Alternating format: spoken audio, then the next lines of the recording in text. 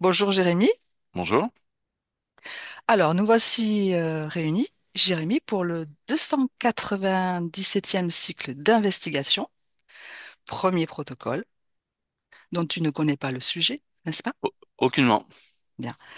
Donc, investigation organisée par le département d'investigation de la team Griffasie dans plusieurs pays du monde entier, avec un protocole qui se déroule en deux parties. Un protocole donc mixte avec une première partie fixe que pratiquent donc tous ces binômes dans le monde entier et une partie libre. Est-ce que tu te sens prêt, Jérémy? Je le suis. Bien. Alors, je t'invite à la détente. Prends une ample et belle inspiration et tu relâches tout, tout ce qui n'est pas utile à la profonde détente. Et tu t'enfonces. Palier par palier, tu descends encore,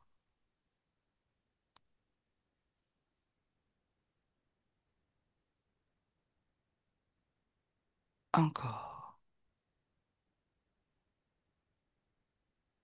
toujours un peu plus,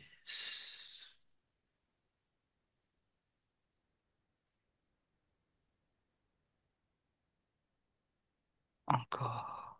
Descends au plus profond de toi,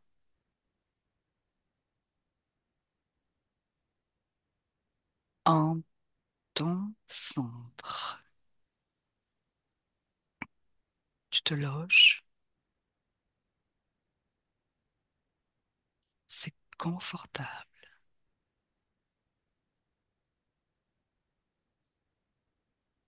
Tu es au plus profond de ce silence hypnotique.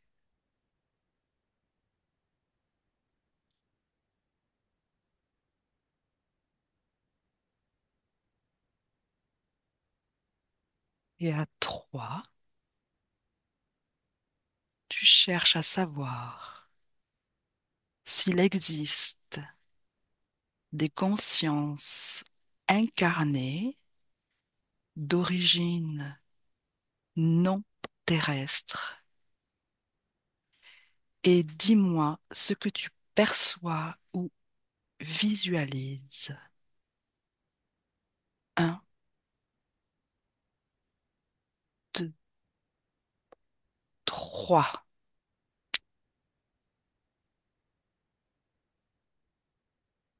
Alors, je, je perçois une énergie de curiosité, comme si l'une de ces énergies-là existait réellement, qu'elle était là et presque heureuse de savoir qu'on s'intéresse à elle. Elle prend une forme un petit peu d'une forme de boule comme ça qui est en mouvement permanent, d'une couleur jaune et qui est quasiment en face de moi et vraiment avec presque, j'ai envie de dire, un enthousiasme de savoir qu'elle est observée, qu'elle est regardée et qu'on a conscience de sa présence. Mhm. Bien. Autre chose? Pour le moment, non. Bien. Quelles pourraient être les conditions subliminales qui conduisent à la réincarnation d'une conscience non terrestre sur cette planète? Que tu peux répéter, s'il te plaît, le début. Oui, bien sûr. Quelles pourraient être les conditions subliminales qui conduisent à la réincarnation d'une conscience non terrestre sur cette planète? Il y a une forme d'accord à trouver avec avec un corps physique. Mhm, Il y a une forme d'adéquation qui doit être trouvée par un système énergétique identique. Euh, alors, quand je dis adéquation, j'arrive pas encore à lire s'il s'agit d'un contrat ou plutôt d'une forme de connexion énergétique qui conviennent, un peu comme une forme de symbiose, comme le champignon et l'arbre, par exemple. Certains champignons et certains arbres, certains êtres animaux et végétaux qui rentrent en symbiose et qui se complémentent. Donc il y a vraiment l'idée de pouvoir avoir une forme de complémentarité pour pouvoir supporter cette conscience, car elle ne peut pas être et s'incarner dans tout corps physique parce qu'il y aurait, d'un point de vue physique, dysfonctionnement trop important qui amènerait probablement à des handicaps, voire une peu de viabilité, quoi. mhm. Bien. Quelles caractéristiques peut avoir l'ADN éthérique d'une personne issue d'une précédente réincarnation extraterrestre? Je vais aussi te demander de répéter la question. Oui. Quelles caractéristiques peut avoir l'ADN éthérique d'une personne issue d'une précédente réincarnation extraterrestre? C'est un ADN qui est, qui est modulable et multiple. Euh, il est modulable dans le sens où il peut, d'un point de vue éthérique, s'accrocher à d'autres types de conscience. Il peut faire, ben, on revient un petit peu aux champignons, hein.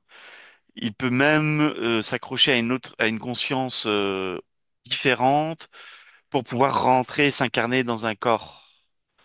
Euh, et donc, c'est un ADN qui a la capacité de s'adapter à d'autres ADN, quelles qu'elles soient, et qui est assez différente en dehors de la possibilité de cette réincarnation. C'est-à-dire que c'est un ADN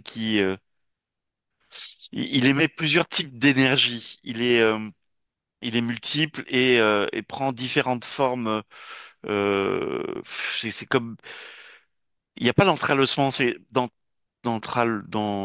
l'enlacement, comme l'ADN humain, physique. Il y a je vois des sortes de bâtonnets comme ça qui ont des fréquences toutes différentes avec des informations toutes différentes à l'intérieur de ces ADN et qui se modulent en fonction de ce qu'elles souhaitent vivre, faire ou s'incarner et s'incarner. Mhm. Bien. Tu vois autre chose? Non. Bien. Que perçois-tu ou visualises-tu par rapport au terme Starseed? Je vois un grand tunnel. Oui. En fait, ce tunnel ressemble même à une sorte d'artère, de veine, comme ça, qui est longue avec des connexions tout le long. Euh, je vois beaucoup d'informations qui passent sur cette paroi avec un vide à l'intérieur et je suis à l'intérieur et je perçois ce tunnel comme étant une forme de canal, quoi, de pont entre deux zones, deux endroits différents. Euh, et et c'est c'est comme si des informations faisaient des allers-retours et que l'on voit les connexions, un peu comme des connexions neuronales qui prendraient forme à travers une sorte de luminescence tout le long de cette paroi. Voilà l'image que j'ai en lien avec ta question. Mhm. Tu peux développer cette image? Il y a alors, si j'essaie de regarder un peu plus ce système d'information, c'est un système qui permet une information beaucoup plus, comment dire, pas rapide, mais plus droite, plus efficace, plus impactante en fait. Et, et je ne vois pas encore, je vois pas le bout de chaque. Ça me paraît très loin, et ça paraît même pouvoir connecter plans, différents plans, différents espaces-temps, les uns aux autres. C'est comme s'il y a comme un intermédiaire, comme un pont, comme une forme de lien entre ces différents plans. Et que ce canal, ce tunnel, cette artère fait office de lien. Bien.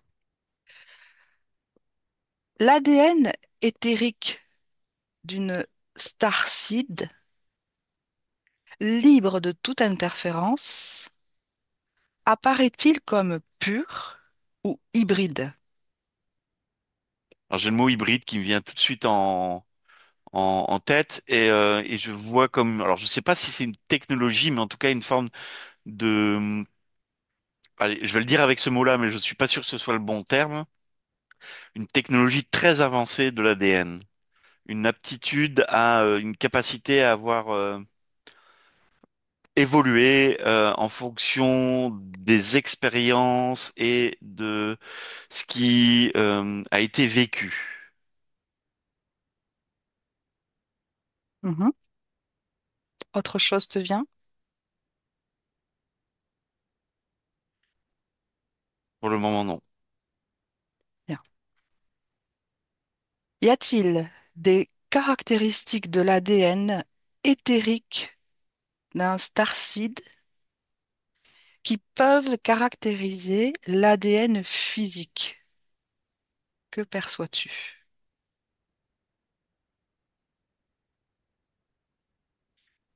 Euh, c'est pas encore très clair. Euh, Ce que je perçois pour l'instant, c'est comme alors je sais pas si c'est un relais ou une transmutation de l'information qui vient de l'ADN éthérique à l'ADN physique. Il y a une forme de transmission, en tout cas.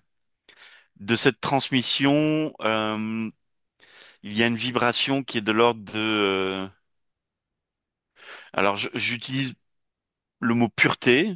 Il y a quelque chose de l'ordre de la pureté qui se transmet à l'intérieur de l'ADN physique, mais qu'en partie et pas totalement, et qui a pour objectif de pouvoir garder une certaine assurance, un certain ancrage pour pouvoir être incarné. Mhm. Tu peux développer ça? L'idée étant que, en fait, ce que je crois enfin ce que je lis plutôt, c'est que la puissance de l'ADN éthérique est tellement importante, elle développe tellement d'informations et tellement oui, de puissance d'information en peu de temps, que pour pouvoir être supportée dans un corps physique, elle doit pouvoir laisser un certain nombre d'informations suffisamment euh, claires pour permettre au corps physique d'être ancré dans la réalité terrestre et de ne pas se laisser embarquer euh, par les informations perçues par le corps, les sensations, le mental ou les différents corps énergétiques seraient dysfonctionnels à cause de cette puissance d'information. C'est comme mettre, d'essayer de faire rentrer je sais pas moi, un ballon dans un vase, quoi, Mhm. avec plus petit. Ça pourrait paraître impossible et pourtant ça l'est à partir du moment où cette information, j'ai envie de dire nécessaire à la vie terrestre et à l'ancrage peut passer. D'accord. Bien. Observe s'il existe des souvenirs, des images subliminales ou des signaux perceptifs qui, chez les sujets humains, sont interprétés comme des liens avec des origines stellaires. Qu'en perçois-tu? Alors, je perçois qu'il y en a, dans le sens où il y a comme des sortes d'attitudes, des attitudes physiques qui qui peuvent être des signaux, mais qui sont très légers, très subtils, voilà, qui sont très subtils et très difficiles à décerner, si ce n'est avec une très grande observation. Par contre, il y a une énergie assez particulière qui est quelque chose qui n'est pas froid, mais qui est très posé, euh, qui est très peu déstabilisant en fait. Donc, ce sont dans les caractéristiques des personnes qui pourraient, enfin, qui sont très stables et très peu déstabilisantes de par ce qui les entoure ou les situations ou les environnements ou l'environnement ou les personnes qui les entourent. Bien. Existe-t-il des entités cosmiques ou interdimensionnelles qui influencent certains êtres humains en induisant des croyances liées au fait d'être starseed?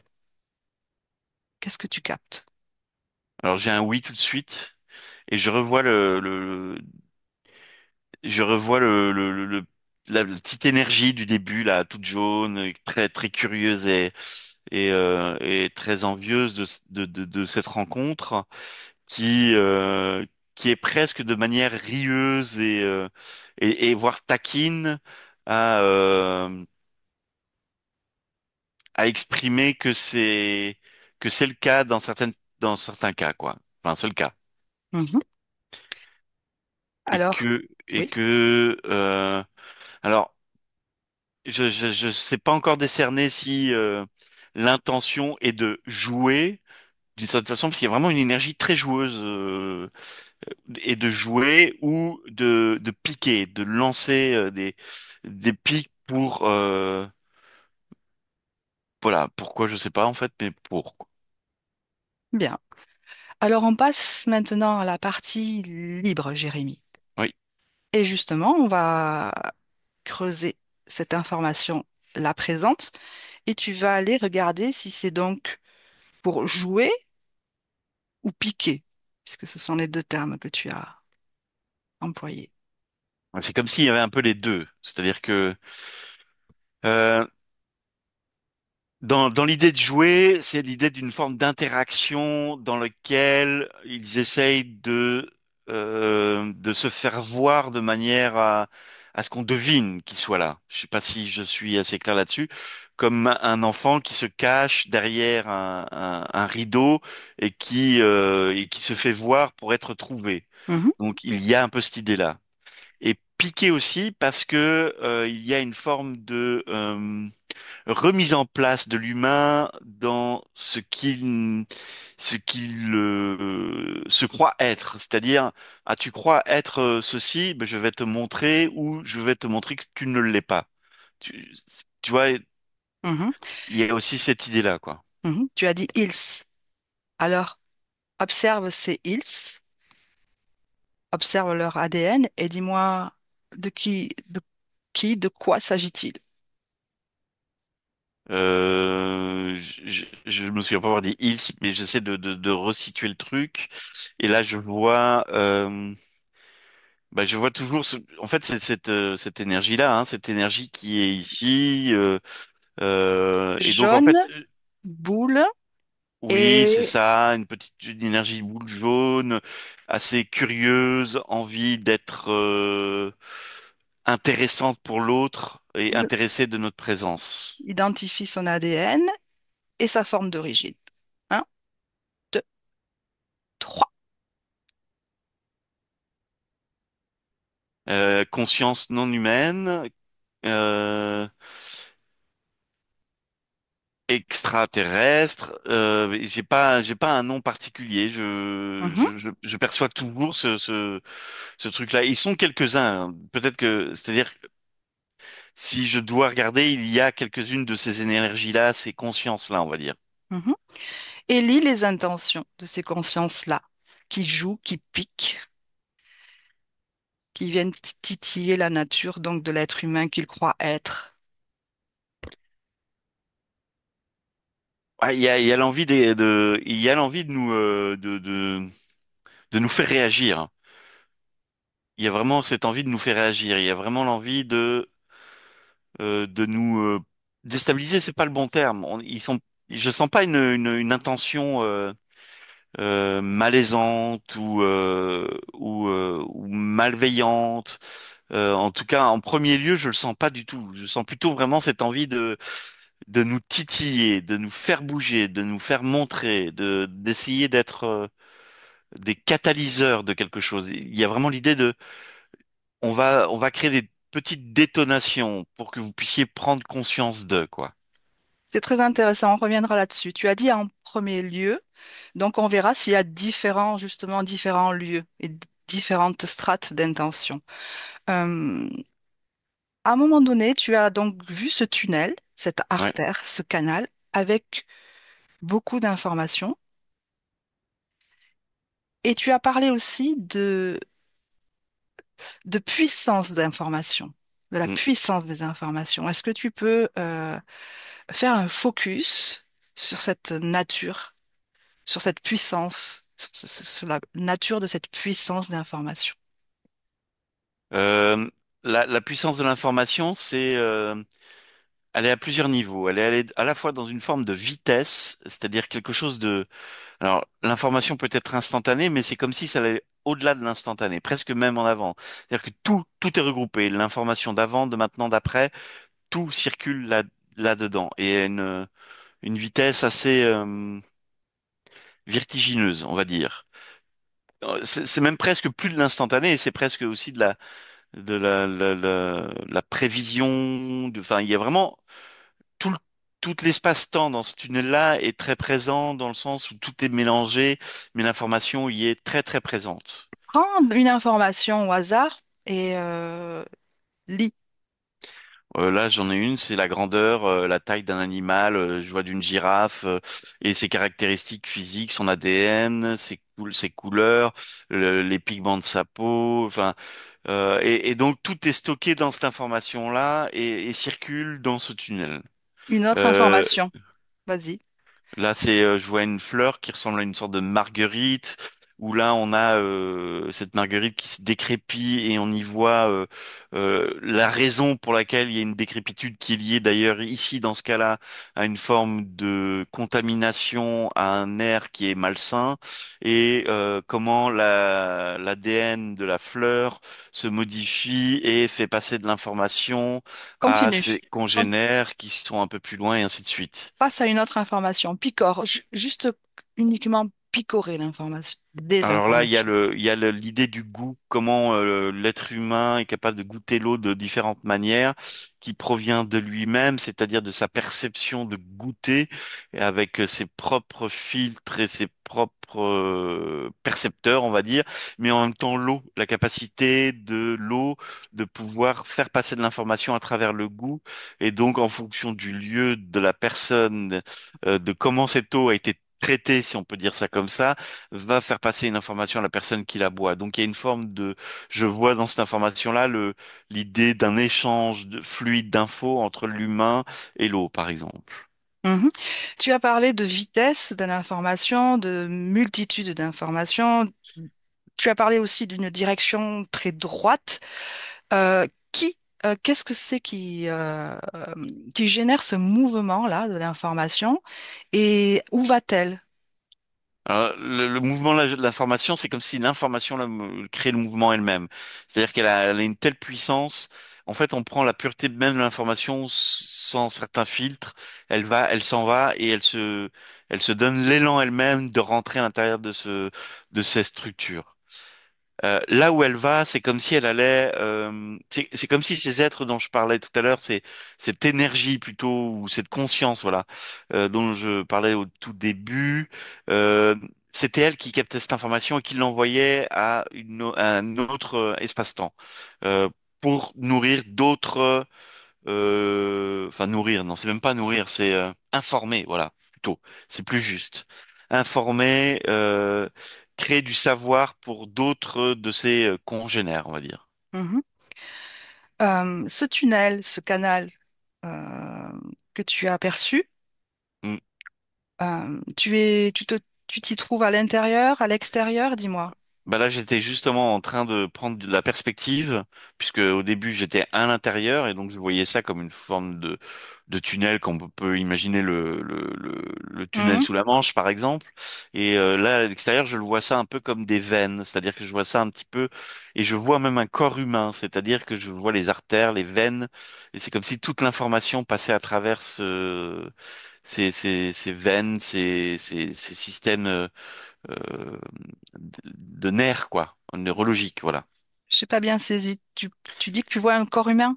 Ouais, j'ai commencé à prendre la perspective et au début je voyais donc ce tunnel rapetissir puisque je prenais la perspective et en fait je le vois à l'intérieur d'un corps humain. Tu vois le tunnel à l'intérieur d'un corps humain? Ouais, c'est comme si c'était les artères, Quelle est les la veines. symbolique de cette image?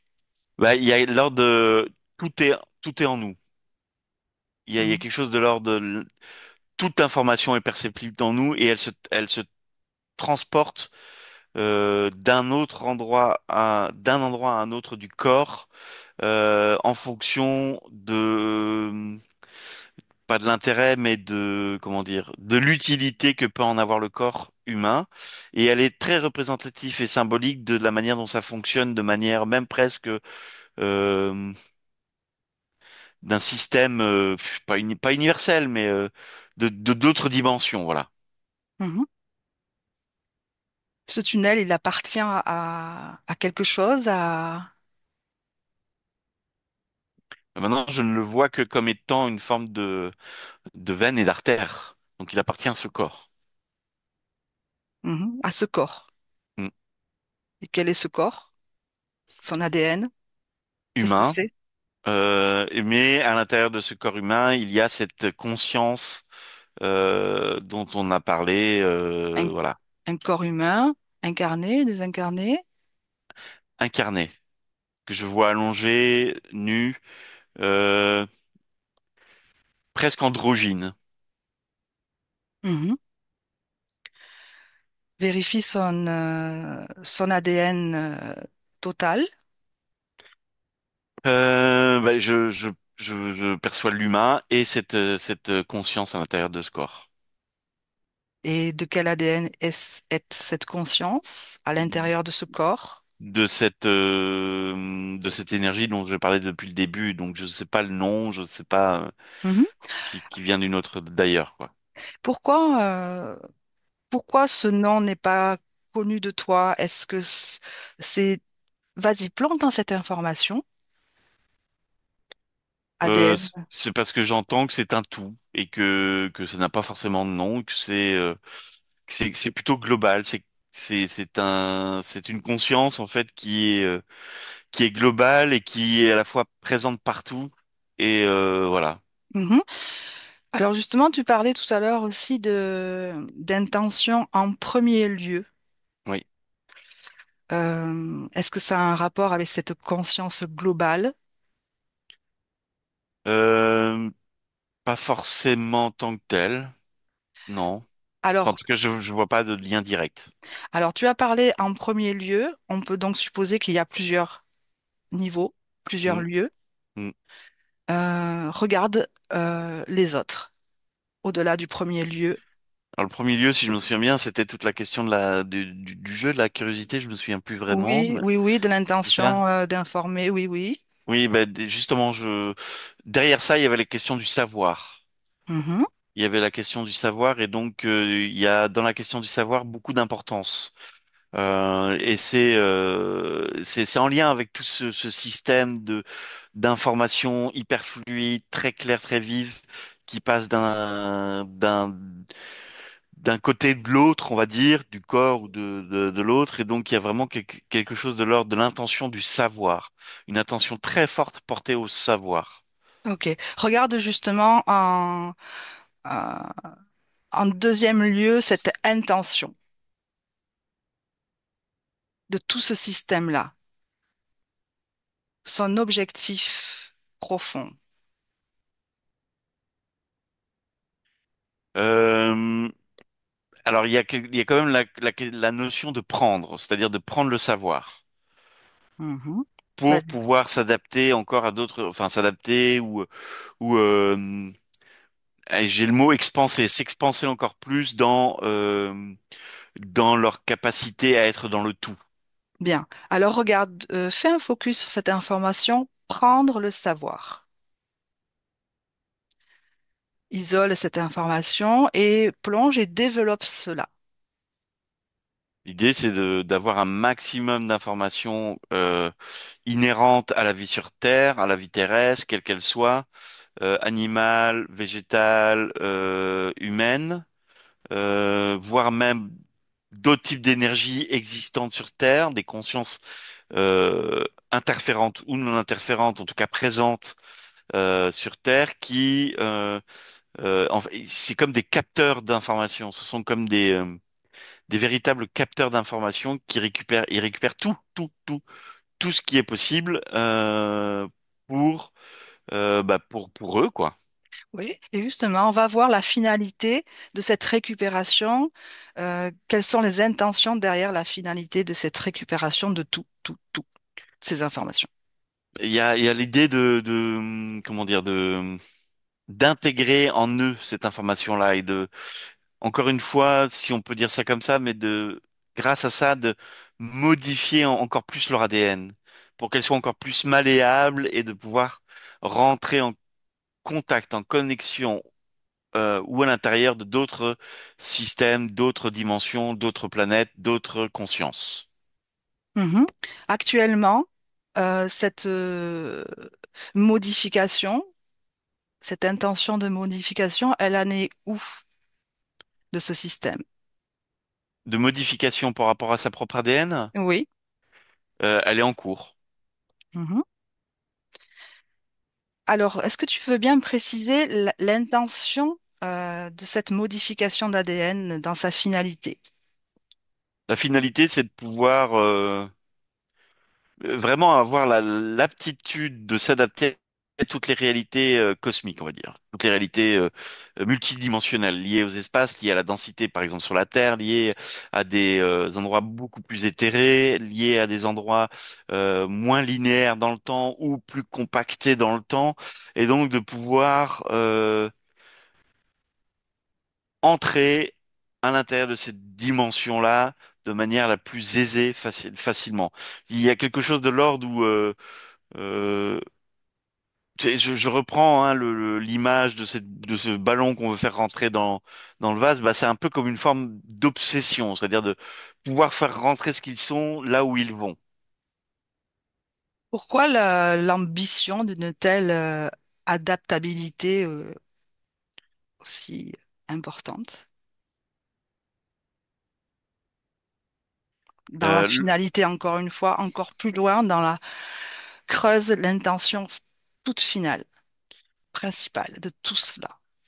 il y a quelque chose de l'ordre, alors je dirais pas de la survie, parce qu'on n'est pas dans la survie, mais il y a vraiment de l'ordre de de vivre de ça. Ça leur permet d'être dans une sorte de mouvement interne perpétuel qui leur permet d'être en vie consciemment. Euh, Mhm. J'arrive pas en tout cas, je vois pas autre chose après ça, quoi. Mhm. À la question, existe-t-il des entités cosmiques qui influencent certains humains à des croyances liées aux êtres starcites? Tu as dit clairement oui. Mm. Quelles sont ces entités en question qui influencent certains humains? Elles sont plusieurs ordres. Il y a celles-ci qui peuvent influencer et vraiment dans un esprit de êtes-vous sûr de qui vous êtes? Et puis, il y a des consciences plus interférentes qui utilisent en fait le concept ou l'image pour elles pouvoir contractualiser, interférer et trouver des failles chez l'humain qui leur permettront de se nourrir de ce qu'ils ont besoin. Et donc, l'intention est pas du tout la même. C'est pas tout à fait, c'est pas du tout la même. C'est-à-dire qu'il y a certaines consciences, et entre autres reptiliennes, mais pas que, qui ont conscience comment dire, de la vibration ou de l'image ou de l'idée que peuvent avoir ce concept-là auprès des humains. Et donc, ils veulent utiliser ça pour pouvoir interférer certains humains. Tu veux dire qu'il y a deux systèmes bien différents. Un système euh, qui vient interroger l'humain en lui-même de ce qu'il est, etc., qui est une forme d'énergie, Oui, et un système interférent qui profite. oui, c'est ça. Je vois, en tout cas, c'est les deux systèmes qui me viennent en tête, on va dire. Mhm. Et quel type d'humain, de conditions d'être humain est susceptible d'être influencé par ces croyances liées au starseed? Des gens qui ont qui ont de l'espoir, qui ont envie d'avoir de l'espoir, Mhm. et qui, à travers cet espoir, amènent beaucoup d'attentes sur l'autre, Sur l'autre, c'est-à-dire, sur autrui, peu importe. Et donc, Starseed, pas Starseed, ça peut être d'autres. Mais à partir du moment où il y a une projection sur l'autre, quelle qu'elle soit, eh bien, ce sont des personnes qui sont susceptibles d'être plus facilement interférées à travers ce dispositif, ce système-là. quand tu dis autre, c'est quelque chose venant de l'extérieur. Exactement. Mhm. Euh, Est-ce qu'il y a un lien avec justement ces souvenirs, ces images subliminales, ces signaux perceptifs chez certains sujets qui peuvent être interprétés comme des Tu peux, liens? tu peux reformuler un peu? Quand, à la question, existe-t-il des souvenirs, des images subliminales qui sont interprétées par certains humains comme des liens avec des origines stellaires? Oui, ça peut faire partie de... Et ça, généralement, ce sont plutôt le système des consciences interférentes qui vont utiliser ça. Regarde de quelle manière. En projetant des croyances ou en utilisant l'autre comme un miroir pour ces personnes-là et leur permettre de sortir d'eux-mêmes en fait, de ne plus être vraiment en eux et de tellement projeter à l'extérieur que se crée une faille en eux, quoi. C'est comme s'il y avait une sorte de décalage entre le corps subliminal et le corps physique qui permet à ce moment-là au système de pouvoir rentrer. J'entends même ou je vois même en proposant une sorte de contrat entre ta partie subliminale va revenir à ton corps physique, fais-moi confiance et en échange, je suis avec toi, quoi. Et là, l'utilisation du concept et de la croyance à ce moment-là. Mhm. Bien. Justement, tu parlais aussi d'une forme, quand la question, les conditions subliminales qui conduisent à la réincarnation d'une conscience non terrestre sur cette planète, tu parlais, tu as hésité entre accord physique, adéquation ou contrat. Ouais, je parlais en fait, c'est un petit peu cette idée pour ça que j'ai été un petit peu plus sur l'aspect complémentaire d'une forme symbiotique où tout corps physique ne peut pas convenir à une incarnation comme celle-ci. Et donc il faut qu'il y ait une sorte d'adéquation qui se fasse dans les énergies du corps physique, qui se construisent et qui doit pouvoir supporter ces informations, ce nombre d'informations très importantes, quoi. C'est pour Mhm. ça qu'il y a aussi l'idée à un moment de stabilité. Car si le corps physique devient instable de par sa structure physique ou de par son incapacité à digérer l'information présente en elle, il peut y avoir rupture psychique, dysfonctionnement physique, handicap associé, bref, un ensemble de déstructuration d'un point de vue physique. Mhm. Ces ADN que tu perçois qui cherchent l'adaptabilité, l'adéquation euh, pour s'incarner sur cette planète, font-ils partie de cette communauté de Starseed? J'entends apparemment oui. Mhm. C'est pas apparemment, j'entends oui. D'accord. Mais ils sont pas si nombreux que ça, quoi. J'entends Vas-y. quelques Dé- centaines. Développe cette information pour essayer de décrire cette centaine en question. Ils Regarde-les. sont, ils sont quelques centaines sur Terre, en fait. Qu'est-ce que c'est? Donne-moi les caractéristiques de... Donc c'est Ouais. incarné. C'est incarné. Oui, ils sont incarnés, effectivement. Mhm. Quelles sont leurs caractéristiques euh, émotionnelles? Regarde l'organisation du corps mental, émotionnel, sexuel. Alors, je les vois très linéaires. Donc, il y en a pas beaucoup qui dépassent. Il y a pas un corps qui va prendre plus de place que l'autre. Il y a quelque chose de très linéaire, très, j'ai envie de dire très à propos, avec une aptitude à passer à travers les épreuves, à passer à travers les difficultés, à passer à travers, avec à la fois une forme, je sens et j'entends une forme de douceur et d'empathie, et à la fois une forme de euh, conviction et d'assurance. Donc, ce sont des personnes qui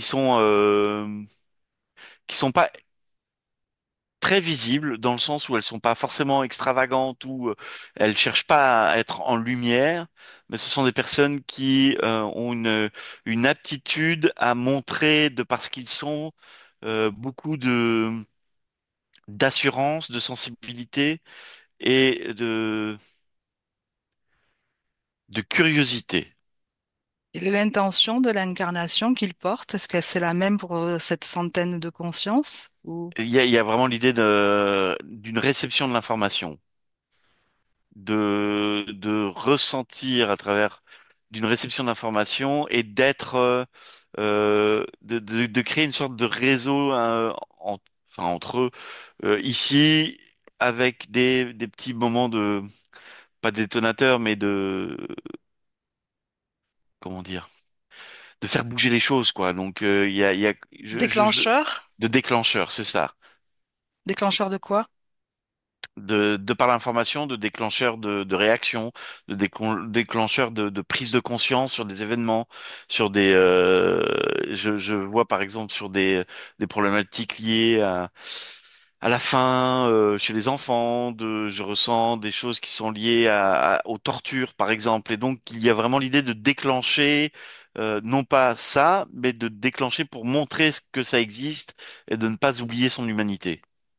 Est-ce que c'est pour mieux connaître le fonctionnement de l'humain et ce sont des outils à ceux qui prennent ce savoir, cette connaissance? Il y a les deux, c'est-à-dire qu'il y a quand même l'idée, quand même, en déclenchant, de recevoir. Comment ça va interagir, et donc de s'imprégner de l'information, de recevoir de l'information en permanence. Mhm.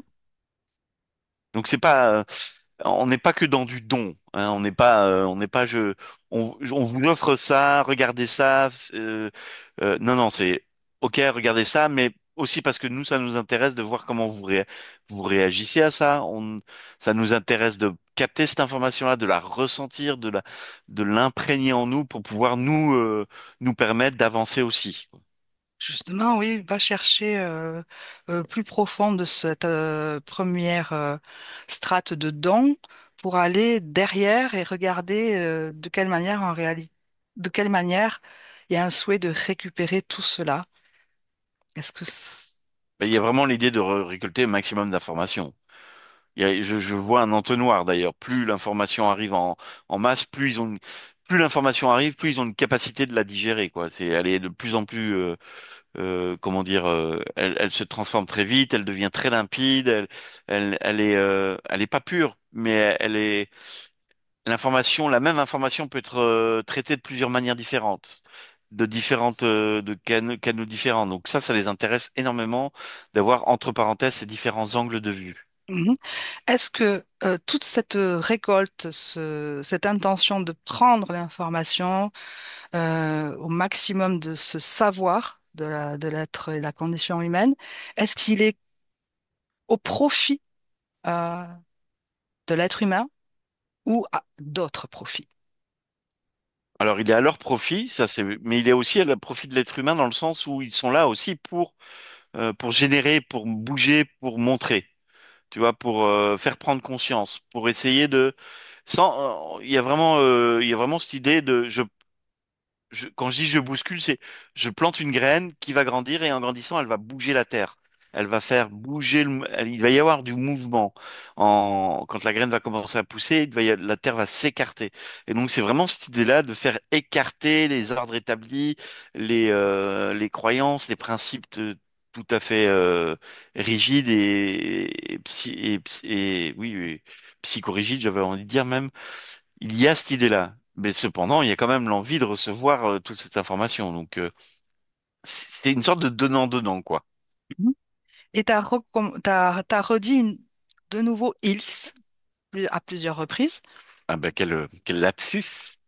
Et donc, pour terminer cette exploration, redéfinis-moi ce que tu vois quand tu emploies ce terme ils.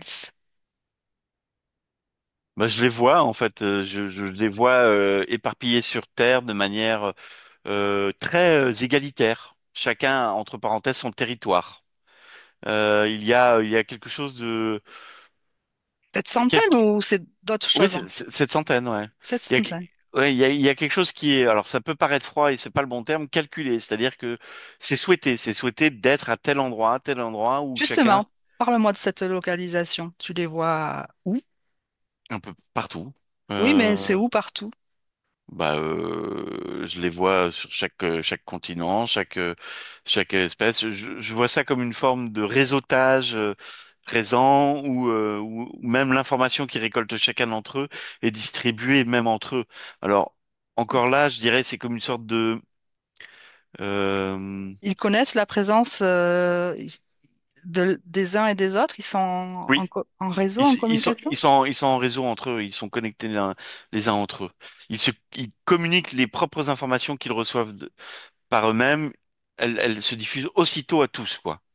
Sur Et un donc, temps, sur un temps terrestre, quel âge ont-ils? très variable. Je vois personnes plus âgées, plus jeunes. Généralement, quand il y en a un qui part, il y en a un autre qui arrive. Donc, il y a vraiment une sorte Renouvellement. de renouvellement où il y a quelque chose de l'ordre en continu, en fait. Depuis quand? Longtemps. C'est-à-dire? Ou quelques milliers d'années. Mhm.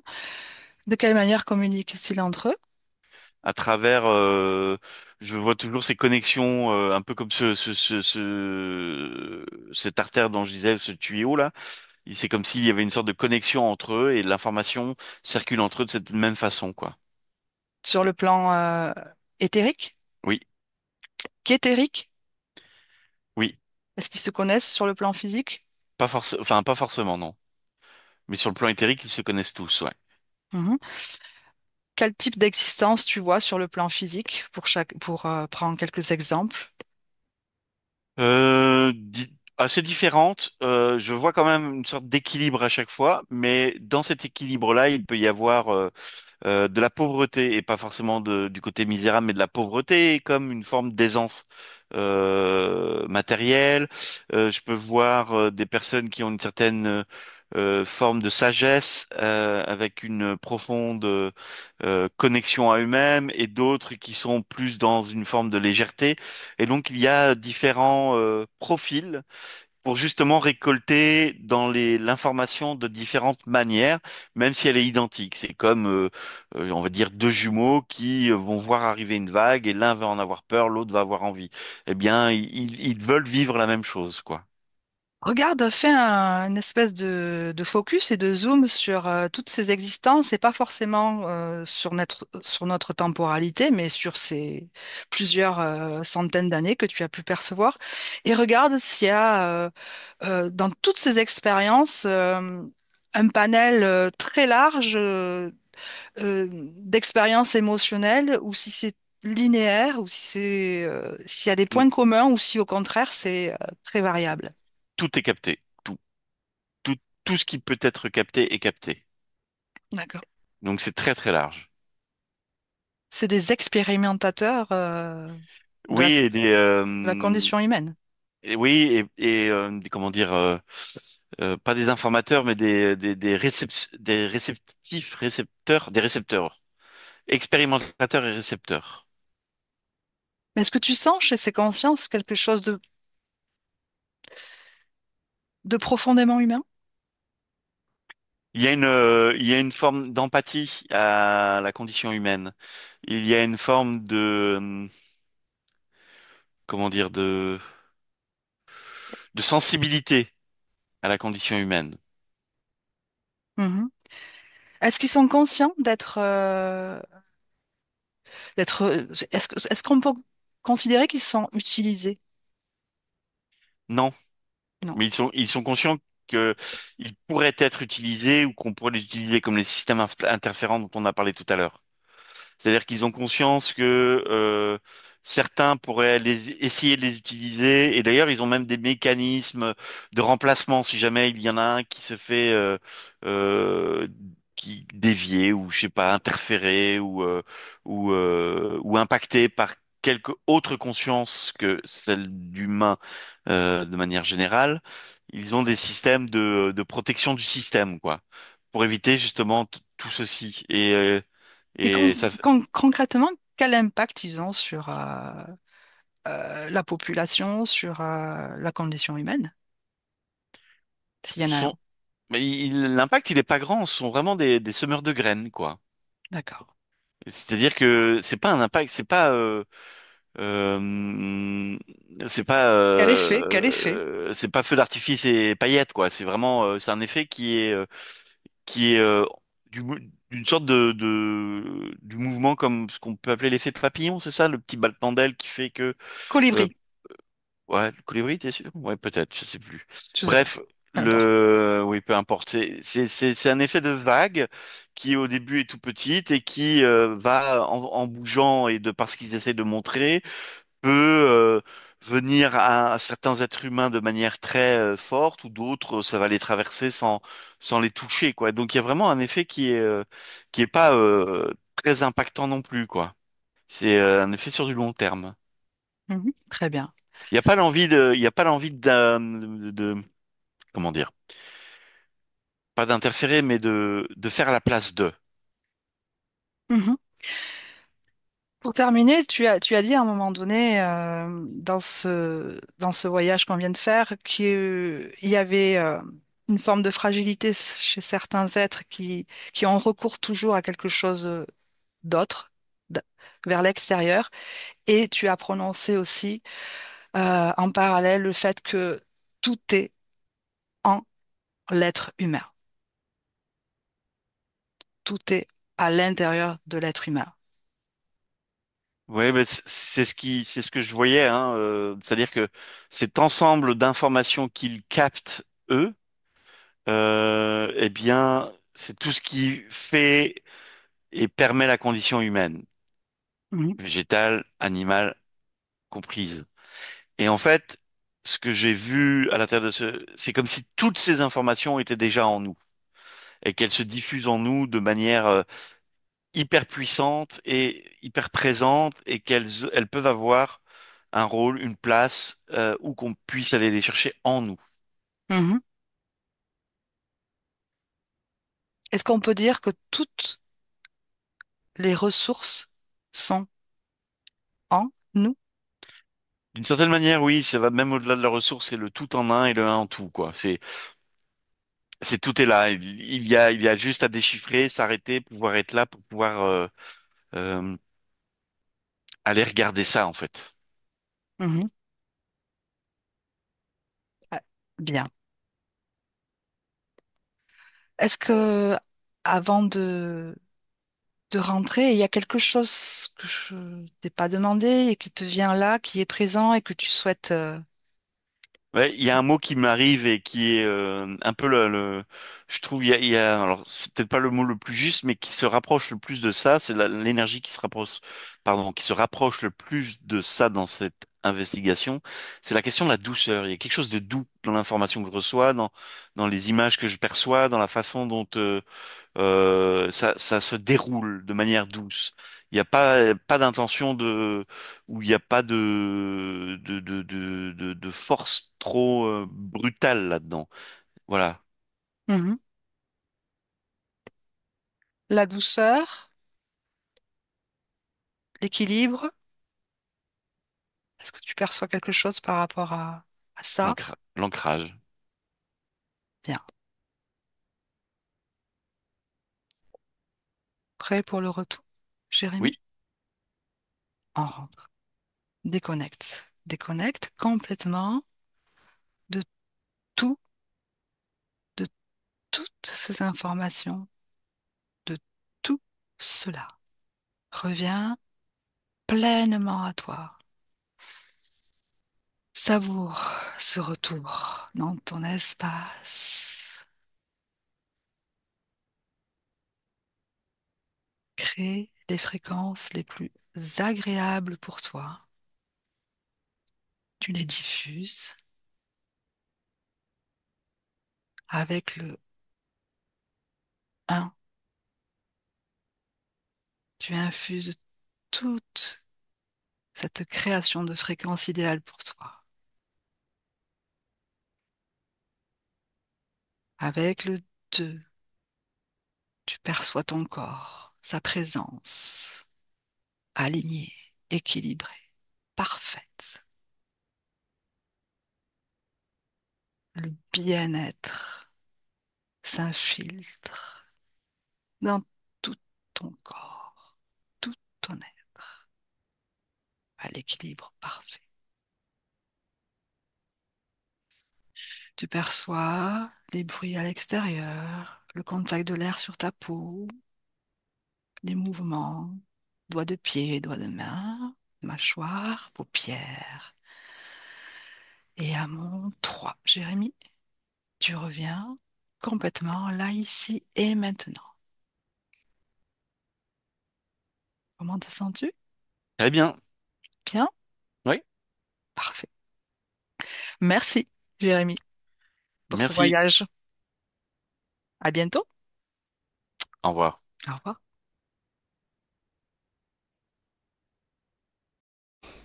Benvenuto a questo nuovo video di Disclosures.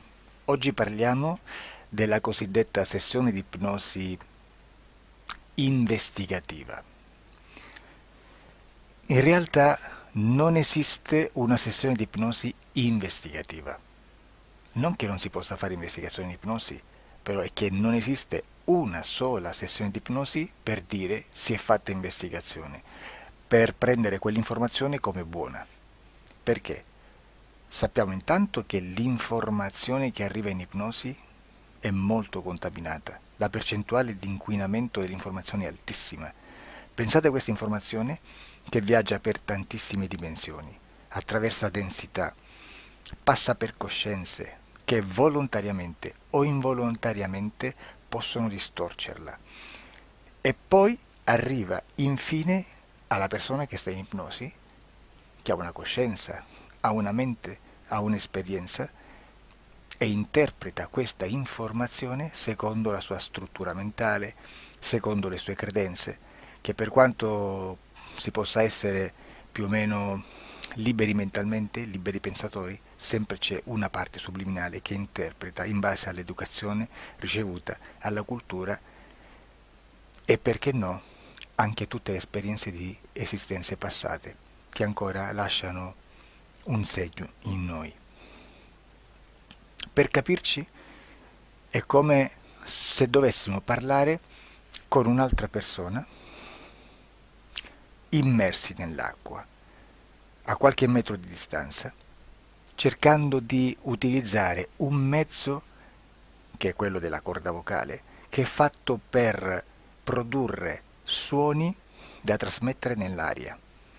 Noi stiamo utilizzando questo strumento per far passare un'onda sonora nell'acqua o in un liquido. Chiaramente il suono viene completamente distorto, sempre ammesso che sia per il nostro corpo facile e non difficoltoso poterlo fare senza avere dei problemi come ingurgitare acqua o eccetera. Ma non solo. Supponiamo che per questo tipo di comunicazione utilizziamo anche due lingue diverse, per esempio un italiano e un russo o un giapponese. Per quanto possiamo anche interpretare il labiale, non possiamo capire quello che ci sta dicendo, perché la lingua è diversa. La lingua, diciamo, da dove parte l'informazione a dove arriva è completamente diversa, il codice, il linguaggio è diverso, ma possiamo anche cercare di capirci attraverso i gesti, attraverso le espressioni facciali. Per quanto sia ipoteticamente facile poterlo fare sott'acqua, però non dobbiamo dimenticare che l'acqua non è l'aria e può distorcere l'immagine, ma non solo. Dobbiamo anche pensare che l'altra persona, che parla un'altra lingua, che viene da un'altra cultura, potrebbe interpretare i segnali che noi interpretiamo come X in Y. Per noi un sì è abbassare la testa dall'alto verso il basso, per esempio, sì, e il no da sinistra verso destra, no. In alcuni paesi orientali, come le Filippine credo o qualcun altro, utilizzano esattamente gli stessi segni, ma al contrario. No, sì. Immaginate due persone di queste due culture che stanno cercando di comunicare in maniera così difficoltosa e alla fine non gli rimane altro che interpretare il linguaggio corporale.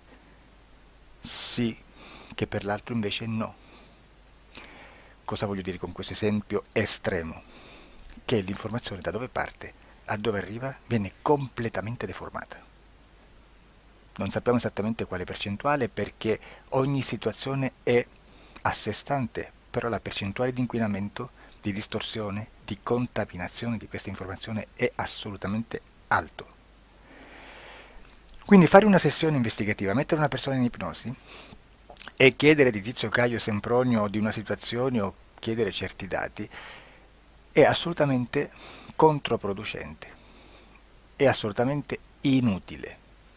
Quindi vi chiederete cosa fate allora voi quando fate ipnosi, quando fate delle domande, quando cercate delle risposte e con queste informazioni che vi arrivano lavorate sulla situazione esoterica del cliente. Beh, non facciamo altro che recuperare questa informazione solamente per arrivare al problema del cliente e poi lavorarci. Quindi il valore dell'informazione non è quello di un'istruzione, quello di memorizzare dei dati e di prenderli per buoni, ma è un veicolo di movimento, di trasporto verso la causa del problema per poi lavorarci. Quindi lo scopo di questo tipo di informazione che si prende dalla singola sessione è completamente un altro. Come si fa quindi? Investigazione in ipnosi. Il lavoro non è semplice, il lavoro è lungo, difficoltoso, stancante. È necessario farlo anche in squadra perché bisogna moltiplicare il numero di sessioni da fare e una sola persona potrebbe farlo soltanto in un tempo estremamente largo. Noi abbiamo delle informazioni che prendiamo ormai per buone, ci lavoriamo, danno dei risultati e quindi per noi sono buone. E come abbiamo fatto ad avere queste informazioni?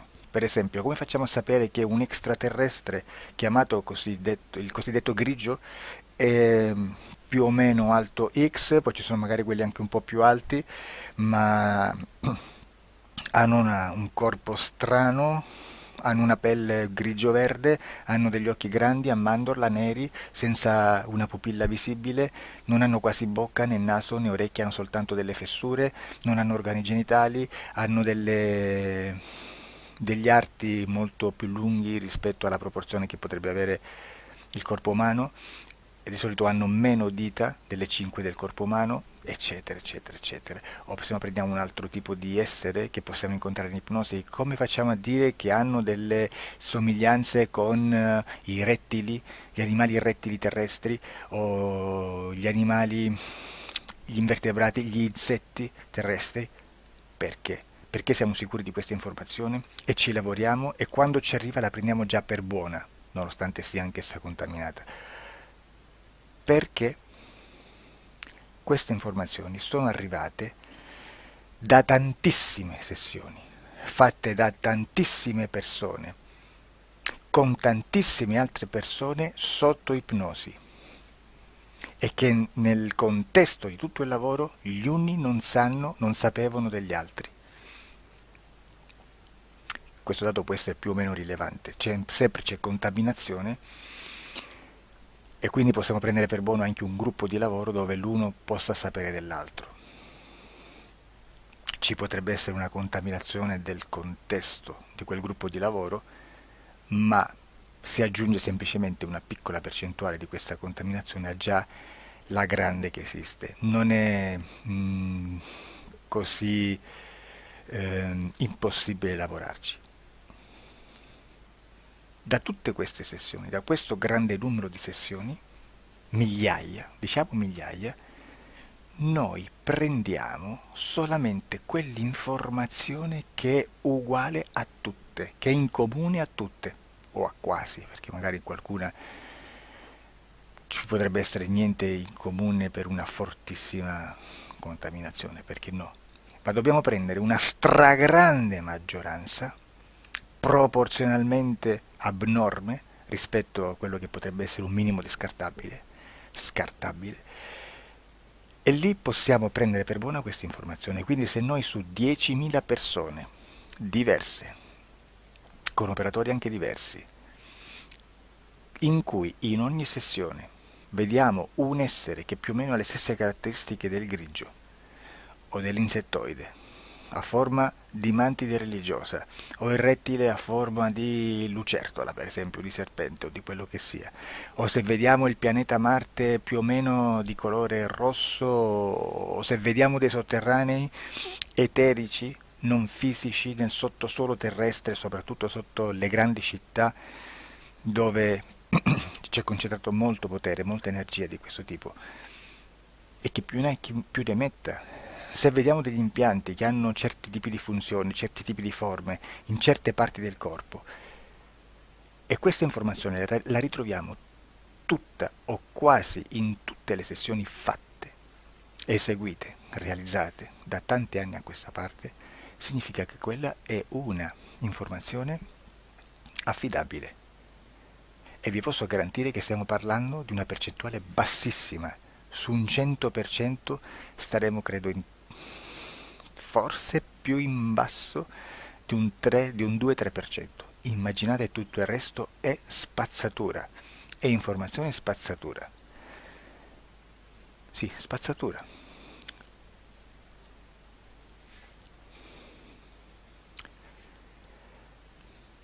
C'è anche un'altra cosa da dire. Supponiamo che un operatore faccia un'ipnosi e voglia andare a vedere cosa fa Tizio, cosa fa Caio, cosa fa Sempronio.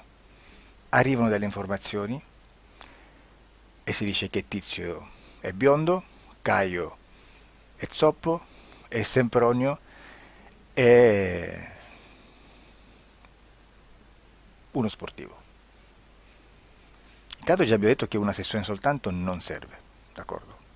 Ma poi c'è da dire che una coscienza, un essere, in ambiente subliminale, la sua parte subliminale potrebbe non dare autorizzazione a questa fuoriuscita di informazioni. Mi potreste dire, e allora tu quando chiedi agli esseri cosa fanno, cosa non fanno? Beh, intanto la prendo sempre con le pinze perché abbiamo sempre detto che tutto è molto contaminato e mi serve solo per dirigermi da una parte. Ma c'è anche da dire che se un essere interferisce con l'altro, ha aperto un canale di comunicazione a cui non può ovviare, a meno che non lo recida, non lo annulli. Quindi quando io faccio la domanda a un essere, se lo faccio attraverso l'interferito, mi arriva l'informazione per un canale aperto che sottostà alla volontà dell'interferito. Sulla volontà dell'interferito parleremo in un prossimo video disclosures. Però, se io voglio fare un'investigazione sopra Tizio, Caio e Sempronio che non hanno nessun collegamento, nessuna interazione e nessuna interferenza con il soggetto con cui io sto realizzando l'ipnosi, non è detto che mi arrivi questa informazione. Assolutamente. Potrebbe esserci completamente un muro. Come potrebbe esserci informazioni perché quell'altra parte potrebbe autorizzare comunque, ma non è detto. E comunque quando ci arrivano informazioni, in una situazione di non interferenza o non interazione, non possiamo sapere esattamente se sono informazioni che ha autorizzato la parte subliminale dell'altra persona o dell'altro essere, o qualche altro essere, qualche altra entità furba, approfitta della situazione, osserva quello che sta succedendo, si mette in mezzo, si fa passare per l'altro e dà informazioni, ovviamente distorte, prima perché poi non è detto che debba conoscerle, e anche se fosse potrebbe manipolarle a sua volontà e a suo vantaggio. E quindi immaginate che situazione ridicola ci si viene a trovare, in quale situazione ridicola ci si viene a trovare in questi casi. Da qui si vede quando un operatore riesce a utilizzare l'informazione in ipnosi come per lavorare su un soggetto. Da qui l'osservatore attento delle sessioni di ipnosi riesce a capire se quell'ipnosi è un'ipnosi affidabile, un'ipnosi con un livello di informazione certa, con una alta percentuale di informazione certa. Non vi nascondo che in futuro potrei anche